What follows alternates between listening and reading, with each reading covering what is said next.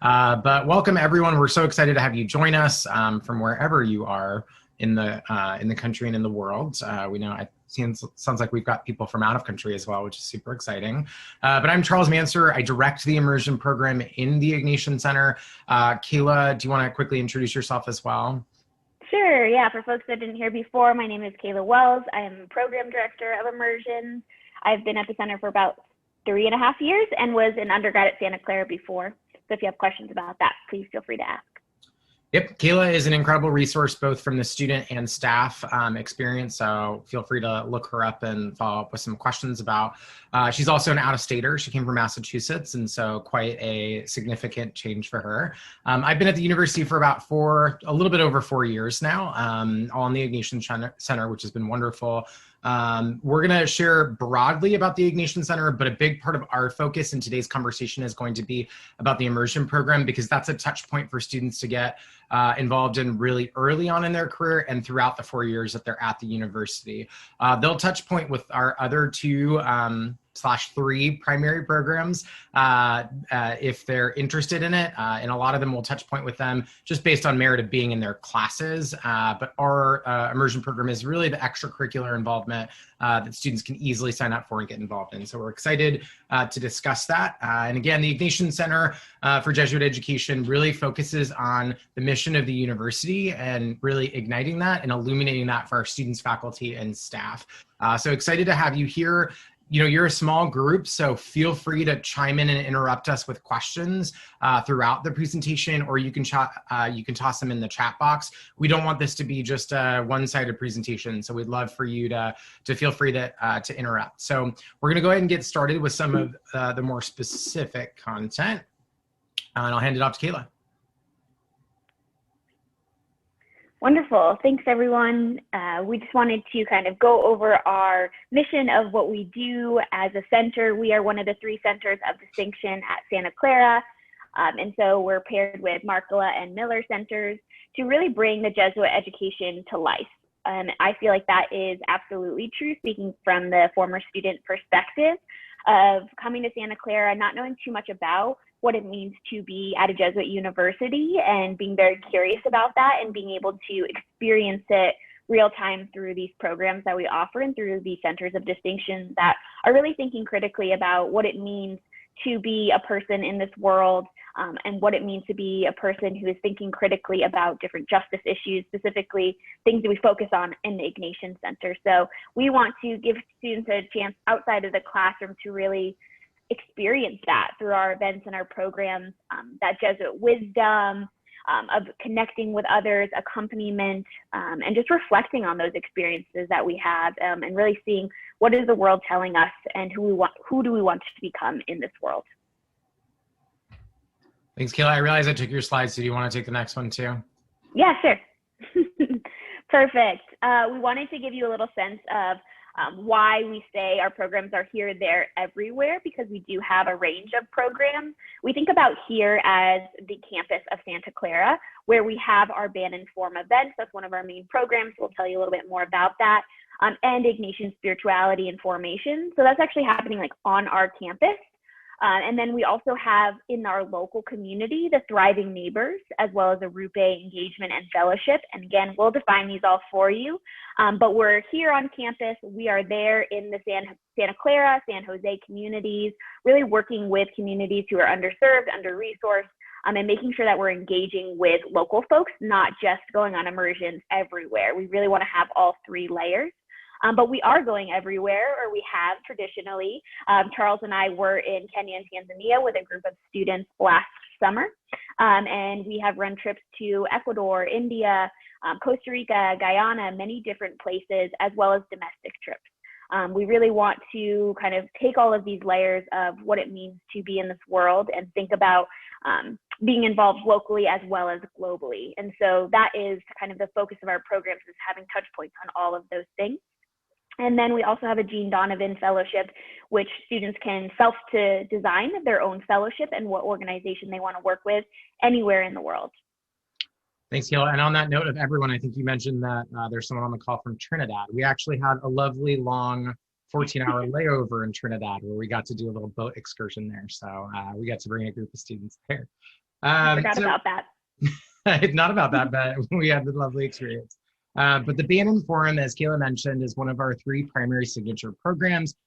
This is actually mainly for faculty and staff to engage in the Jesuit Ignatian intellectual tradition. It's really often going to be focused on social justice issues, but it's much more from an academic perspective. And so your professors might give you extra credit for attending a session.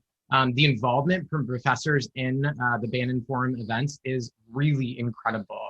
The kind of research they get to do, the conferences that they host, the roundtable discussions. I've been to a few handfuls, and every time I go, I'm really amazed by our faculty in particular and the good, incredible work that they're doing to advance the Jesuit tradition towards justice. And so lots of opportunities really focused on the intersection of faith, culture, and justice. And now with the Jesuits' focus on reconciliation, that's been a big process as well. So I would highly recommend attending some of these events.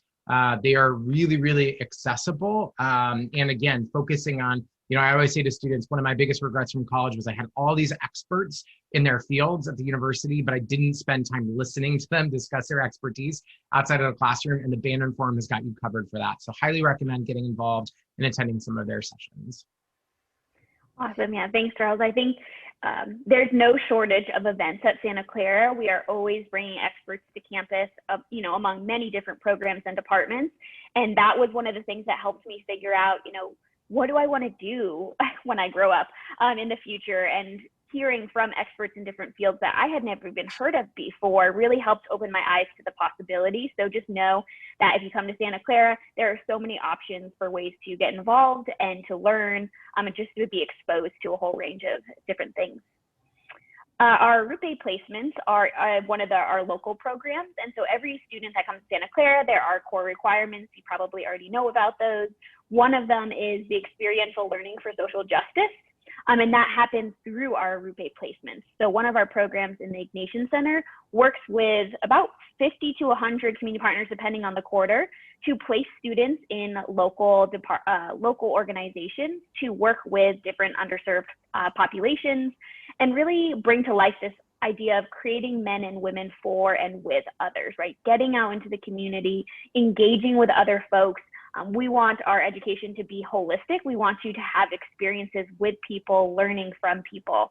And so this is what that experience is all about. When I was a student, I went to Martha's Kitchen, which is a local soup kitchen, and was able to engage with folks there and to learn a little bit more about the community and kind of say, what does this mean for me to be an engaged, active local citizen? And so this is kind of what our program's about, is going to these communities, learning a little bit more about them, thinking critically about what the community needs are, and just kind of diving more deeply into that idea of solidarity and vocation and what that can look like. So this is something that every student will have to do, and that is housed through our Ignatian Center department. Thanks, Kayla. I'll just touch on, since so many of you shared about SCAP, that Rupe and SCAP are actually pretty closely related in as much as SCAP provides opportunities for students to engage in local community service, and Rupe connects that to their classrooms. And so we have a lot of folks from SCAP that sign up for multiple Rupe-based courses and vice versa, folks who go from Rupe to get more involved in SCAP. So if you're really interested in service, I would encourage you, when you're signing up for courses, you only have to take one ELSJ credit throughout your time at Santa Clara, but you can enroll in multiple of these classes. That really, again, draws the intersection of your coursework with the local community. Speaking of the local community, the next program is Thriving Neighbors. I'll say on a personal level, when I was applying to Santa Clara University for this position, my reading about the Thriving Neighbors program actually was one of the big catalysts for my love for Santa Clara. It's really critical that beyond, I work in immersions, and so I take students to places, but it was really, really inspirational to me that it was clear that the Ignatian Center and the university as a whole was deeply committed to the local community, particularly if you know a lot about Bay Area social justice issues, cost of living here in particular, immigration, et cetera.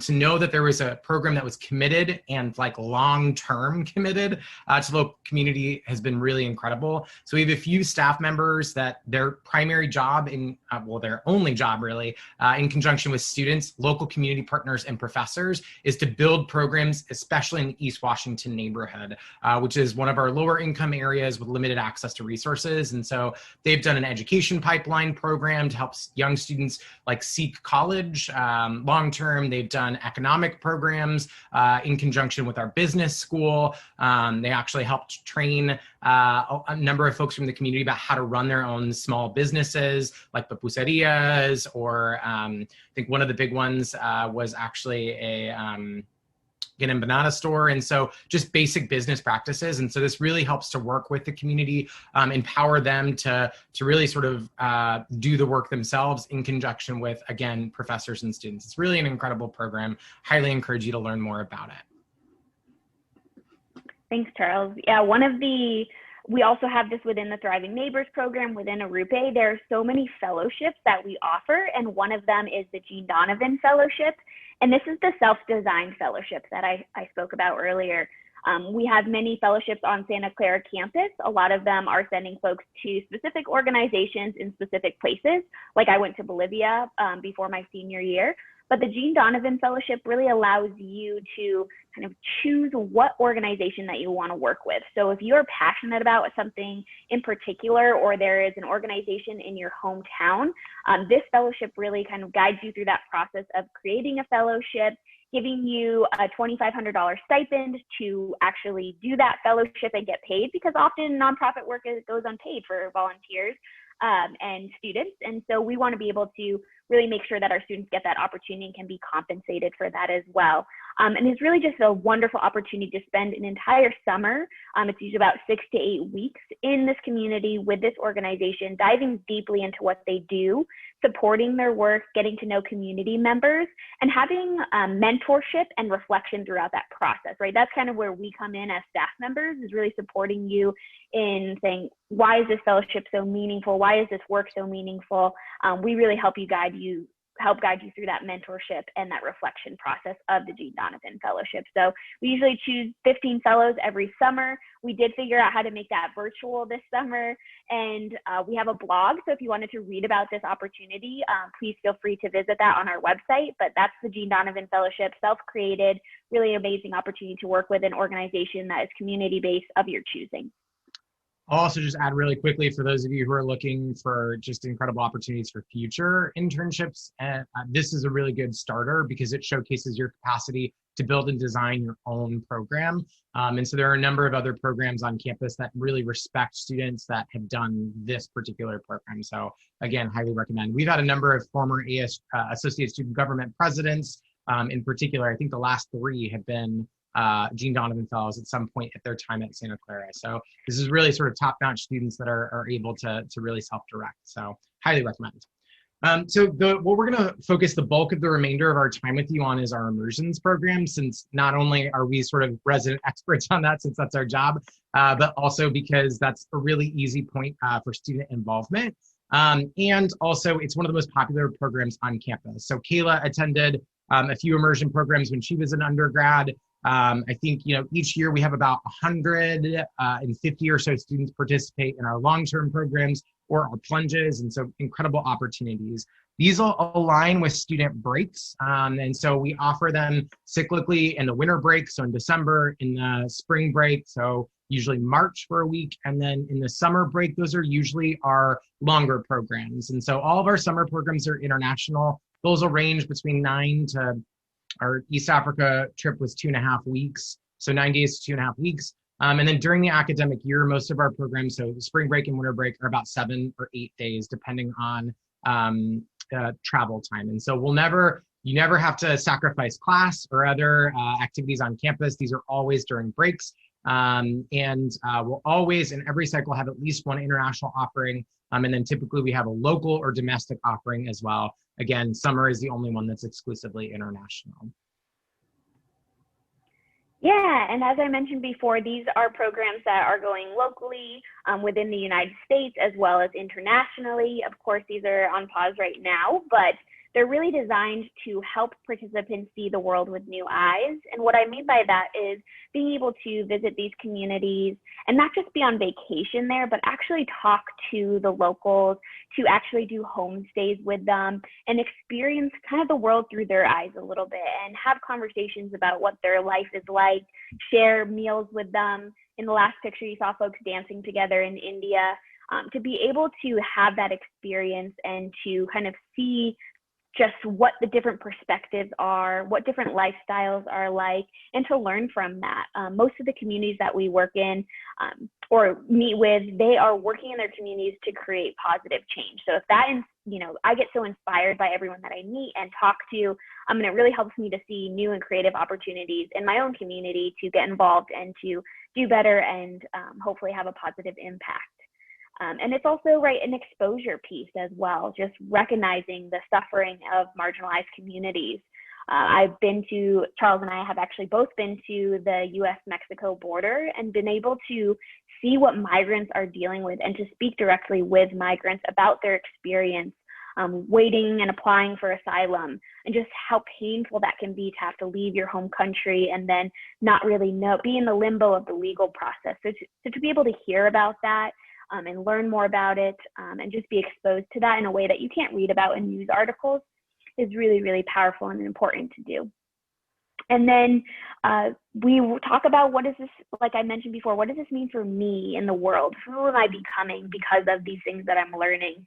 And so we talk a lot about vocation. Charles talked about if you want to do future fellowships and different organizations you might work with, this is such a great opportunity to kind of start exploring different pieces and aspects of who you are, what you're passionate about. We had one student that did a fellowship this summer, and she said, I have always been interested in organic agriculture and food systems, but I never had the chance as a political science major to actually explore that.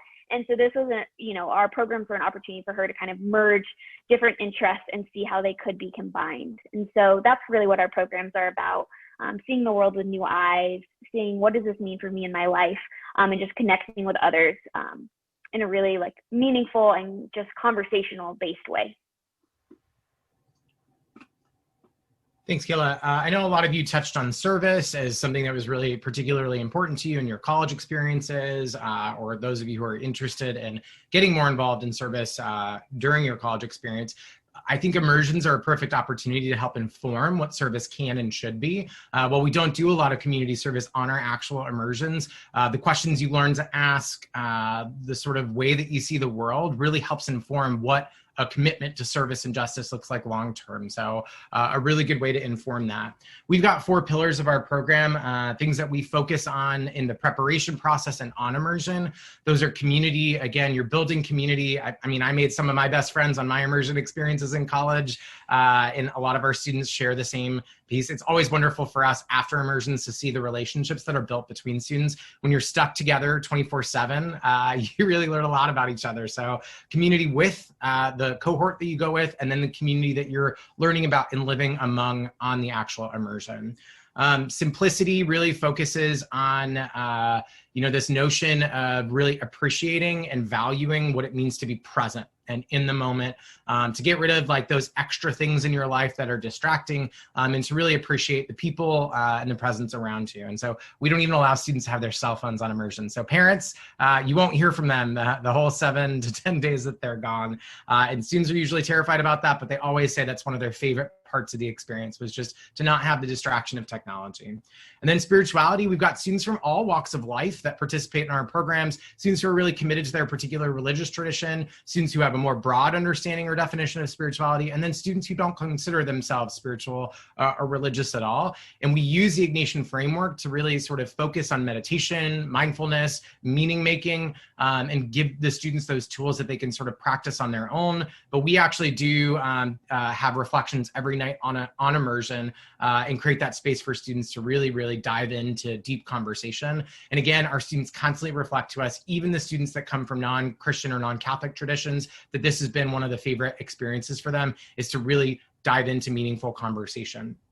And the last one is social justice. Really, again, this idea of having a sense of like what the systemic issues are in communities that have caused the realities that are there, and what our individual roles could be to contribute to alleviating that in some capacity. This is one of the hardest pillars, I would say. It's one of the most attractive ones to people, that really activates and excites them. The drive is to jump right into the social justice cause, and that's wonderful. It's a wonderful, wonderful motivation. But we really focus on the tools to help students understand that there's a bigger picture that they need to understand before they move into action, to really get a better grasp of what the context is in the community.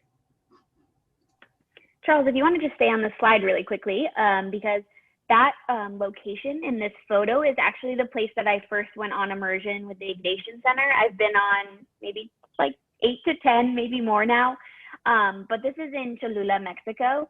And the two students in this photo, and then there's Renato, who is the man who runs the farm there.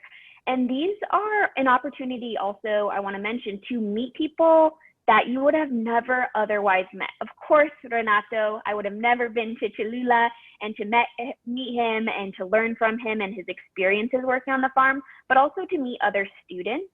There isn't always an opportunity to kind of connect with folks from other majors, other grade levels, but this is an opportunity. All of our programs are for all different years, all different majors. And so to know that you're coming into a university with this opportunity to meet folks kind of across this whole spectrum of passions and interests and majors, and to create lifelong friendships because you're bonded through this experience of traveling together, is so important. I still talk to the folks that I went on immersion with 4 or 5 years ago. And that, I mean, they're some of my closest friendships. So I think it's just such a beautiful way to get involved with community, to learn about something outside of yourself, and to make these lifelong friendships. So I just wanted to, I always say, everyone who comes to Santa Clara needs to go on immersion before they graduate, because it's just such a wonderful opportunity. And it is something that's unique to usually Jesuit institutions.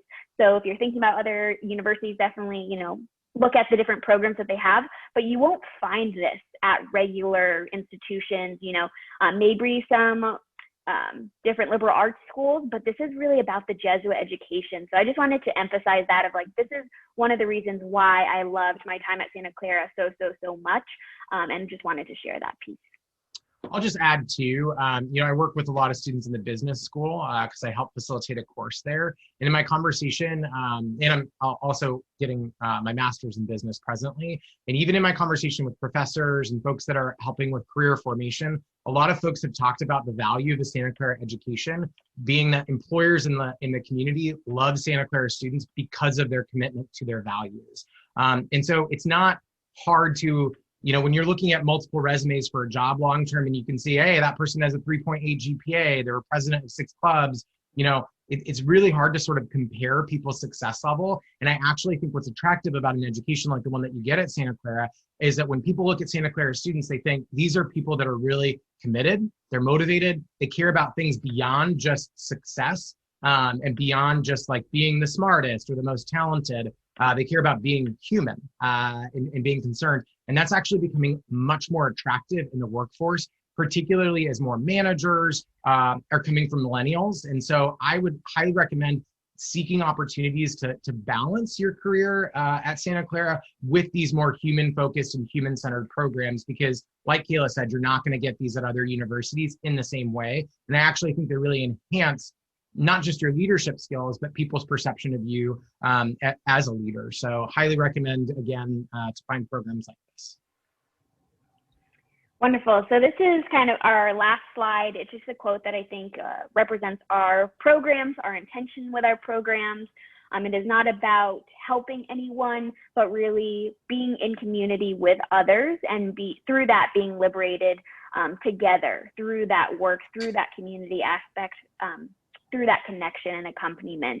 And so we thank you so much for listening. We want to open it up to questions.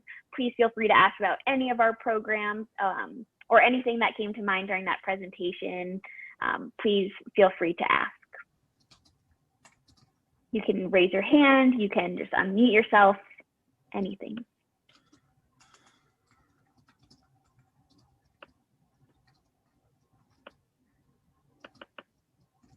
Has anyone been on an immersion during their high school years? Maybe you're at a Jesuit high school.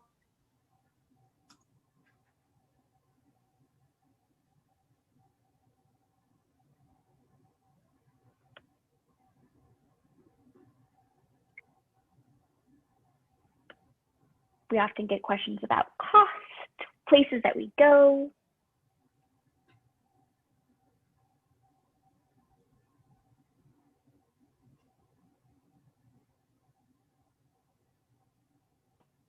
Perfect. And Charles just shared in the chat that they are offering virtual tours if you are interested in doing that. We have a question from Ludo. Yes, students do have a lot of choices. Hard to answer because it's all relative, but we usually run 4 to 5 programs per break. And so the way that that looks is there's one application and you give us your top 2 preferences. Generally, we can honor your top 2 preferences. There are some cases in which we can't, particularly for like the Keynote Border program, which is incredibly popular, and they have a really limited size that they allow in terms of student attendance. And so, you know, if you're looking for a local program, it's not hard for us to accommodate numbers. Those tend to be less exciting to people, although they get the same level of review. People love them. They just are not as attracted to the idea of staying in San Jose, Oakland, or San Francisco as they might be to going to New Orleans or internationally. And so, like I said, you apply to all programs in one application. You give us your preferences. You tell us why those are your preferences. And then we form the groups based on a number of different factors. And you can always decline your spot. And if a spot opens in one of your top choices or your top choice, we might be able to accommodate that. Students will also go on multiple programs. We usually recommend trying to go on a local and international program if you can. I think you know, a lot of our students that go on international programs love it. And then they say, I wish I had a better sense of understanding what this looks like in our context. And so I would recommend looking for both opportunities. You know, since you're potentially incoming students, I think it's worth also plugging that we have a first-year program every year that occurs the week before classes start. It's about a 4 or 5 day program. You don't miss any of the orientation events that weekend, but it's really an opportunity to get to know the San Jose community really deeply. And that is, again, a way to understand local issues. And then excuse me, I would say that only increases your chances of being able to be admitted in a future program. So some choice, definitely. A lot of choice, hard to say.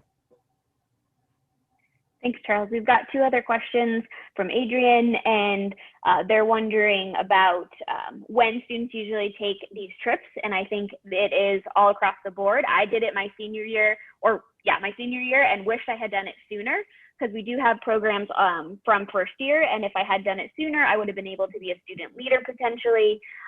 But because I waited and did other things before that, I didn't have that opportunity. But you can go any year. Our fellowships usually are our sophomore or junior year, just because, you know, first year you're kind of getting your bearings and trying to figure out what you care about. And then you would be more ready in your sophomore or junior year to actually do that fellowship and to create that yourself. But we're really open to whoever wants to participate and is passionate about something and some kind of justice issue. We will kind of find a space that might fit your interests. So anytime. Charles, did you want to add something on that? No, I can answer the next question though. So okay, there are lots of international opportunities at Santa Clara, as you'll see.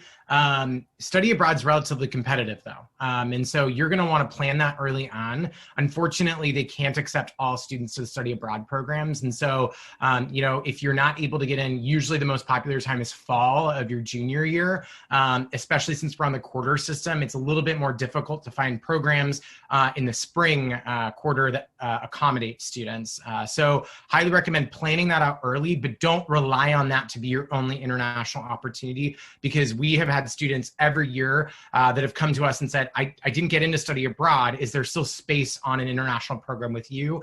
Typically, I'm on the global, I'm on a committee with the Global Engagement Office, which runs study abroad. And typically the study abroad director will send me the list of students to say, we can't accommodate all these students. If they're applying for immersion, please show them preference, which we do try to do. But this is a great way to do an international experience. It's a little bit different, obviously, than study abroad because it's not built into an academic curriculum and it's much shorter term. So our programs are usually 1 to 2 weeks rather than a quarter or a semester. So You know, definitely opportunities, but highly recommend planning that out early, and not just putting all your eggs in one basket, if that makes sense. So, you know, I think international experiences are essential when you're able to do them to informing who you are in the world. I did a lot of international programming in college and in grad school. Kayla did as well, and it really helped form and shape us. But I would also, again, balance that with local issues. You want to get a good balance of both. Particularly, actually, I would say focusing on local is actually better for you long-term because you have a better sense of your community.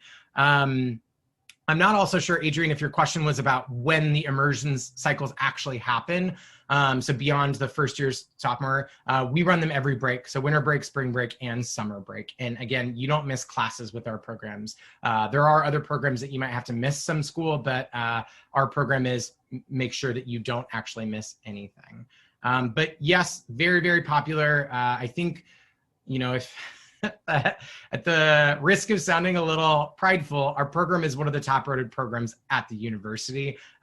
Most students who go actually say it was one of their favorite experiences in college. So it's up there alongside study abroad for informative experiences. We just did an alumni assessment, like mapping back to former students who went on immersion 10, 15, 20 years ago. And the results were just incredible for us to read, that the impact is still there and people still have this as one of their most meaningful experiences in college. Kayla did mention financial structure. I do want to say that when you come to Santa Clara, you're already paying a lot for tuition and you're going to see price tags on programs that are going to overwhelm you, but we do have scholarship for students. And so all of our prices are already subsidized. So what you would pay to go on one of our programs is less than what we're paying for it. We want to make sure they're reasonable in cost, but even beyond that reasonability, we have a lot of students who come from limited economic means, and we work really hard to make sure that doesn't prevent you from participating. So if you're looking at our programs and saying, oh gosh, this international program costs $1,700, I just can't ask mom and dad, or I can't like do that with all of these other expenses that are already happening or the debt that I'm incurring, email us, just apply and we will figure it out with you. Every student has to pay something because we found that when students don't pay, they're just not motivated. But that something may be a lot less than what you're seeing on the price tag. So don't let that stop you from applying. Great. And one other question that was asked, and I appreciate you asking about my major and career decisions and that kind of thing. So important. I studied, well, actually I started as a bio major, switched to anthropology, and then finished as an environmental science major.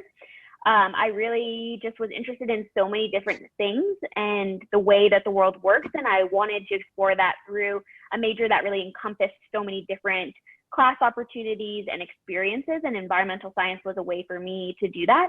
And I felt like each program that I participated in at Santa Clara helped me to discover more and more what that would look like in my career. So Charles talked about different programs that I did. My first one was going to Costa Rica to study monkeys in the rainforest for 3 weeks. And I realized after that, when I thought I wanted to do research, there was no way that I was going to go to the rainforest every day of my life and do research on monkeys. And so that was one of the discernment processes. And then doing an Ignatian Center immersion really helped me to kind of broaden my definition of what sustainability and environmentalism meant to me, right? It's not just about the planet, of course that's important, but what about the people in the planet, in the world, and how are they impacted by climate issues? And I felt like this career at the Ignatian Center allowed me to combine a lot of my passions and interests. And I will say that there are so many Super Broncos at Santa Clara, which means that you went as a student or you were a student at one point and then you are now a staff member. Santa Clara really likes to keep folks in the Bronco family. And so I've never heard of anyone really having too much of an issue trying to find a job after their time at Santa Clara. It's more so of what do I want to do is the question. And that's the hard piece, but there's always opportunities. And so I felt like this career at the Ignatian Center was just this perfect meshing of my different interests. And every program I took part of at Santa Clara helped me to figure out what I liked and what I didn't like. And I hope that kind of helps answer that piece of the question. And then the Ignatian Center and my immersion experiences was absolutely part of my immersion or my resume. And so many people asked about, oh, what was this fellowship that you did while you were a student? What was this immersion experience? What did that teach you about yourself? And to be able to have that thing that helps me stand out from others. Most people who are applying to the jobs that I was applying to were also going to have a degree, maybe a local degree, and passionate about environmental science. So how do you stand out, right? You have these real world practical experiences where you get to apply your knowledge and to meet with communities directly and to chat with them and to learn from them. And that is really, I think, helps me stand out in my job applications. And I absolutely had it on my resume and probably will forever, because I think it's so important to incorporate as part of my like holistic knowledge, not just, you know, what internships did I do, but really who am I because of the experiences that I had. Thanks for those questions, really great. Any other questions about our programs that folks want to ask? I threw in our website URL there. We have so many, we weren't able to cover absolutely everything, but we tried to include as much as possible. So feel free to check out our website for more information as well. We're happy to stay on. If people want to hop off, you're welcome to do so. But if folks have questions, Kayla and I are happy to stay here. Thanks everyone for joining and for your questions and your sharing. We hope to see you at Santa Clara.